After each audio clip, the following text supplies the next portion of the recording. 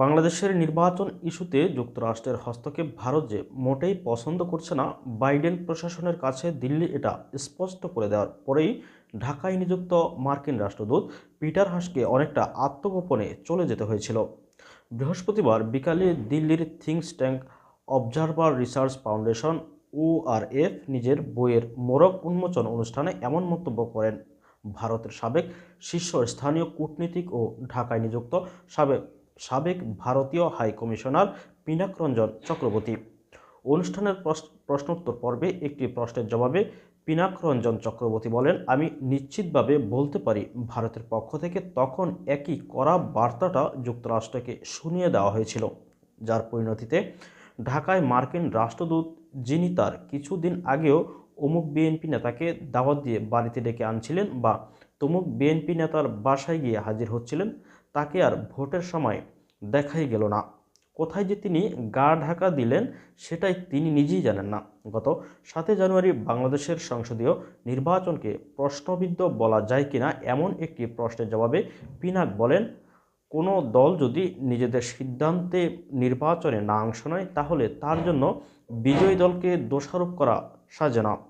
পিনাক রঞ্জন চক্রবর্তী বলেন, আমাদের ভারতেও হামেশাই দেখা যায় যে দল জানে তারা ভোটে হারবে, তারা অনেক আগে থেকে বলতে শুরু করে ইভিএমে ইলেকট্রনিক ভোট যন্ত্র বা কারচুপি করা হচ্ছে, কাজেই তাদের অজুহাতের অভাব হয় না।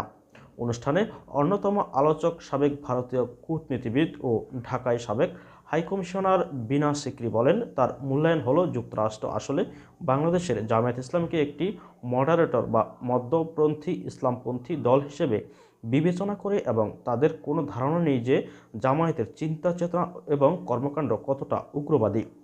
বিনা সিকরি মনে করেন, এই ভুল ধারণার ভিত্তিতে জামায়াত ও তাদের রাজনৈতিক সঙ্গী বিএনপি আমেরিকার কাছ থেকে প্রশ্রয় পেয়ে আসছে। একই প্রসঙ্গে কিছুটা ভিন্নমত পোষণ করে পিনাক রঞ্জন চক্রবর্তী বলেন, তিনি মনে করেন যুক্তরাষ্ট্র আসলে জানে জামায়াতের প্রকৃত রূপটা কী, কিন্তু সেই 71 থেকে আওয়ামী লীগের প্রতি যুক্তরাষ্ট্রের যে বিদ্বেষমূলক একটা মনোভাব ছিল তার প্রতিফলন আজও রয়ে গেছে। একই কারণে ওয়াশিংটন আজ অর্ধশতাধিক বাদেও আওয়ামী লীগের রাজনৈতিক প্রতিপক্ষের তোল্লাই দিয়ে যাচ্ছে। এদিকে আলোচনায় আরও অংশ নেন বাংলাদেশের সাবেক পররাষ্ট্র সচিব শহীদুল হক এবং ORF কলকাতায় পরিচালক আনুসুয়া বসু রায় চৌধুরী সঞ্চালনা করেন ORF দিল্লির সিনিয়র ফেলো তথা স্ট্র্যাটেজিক বিশ্লেষক সুশান্ত সরেন।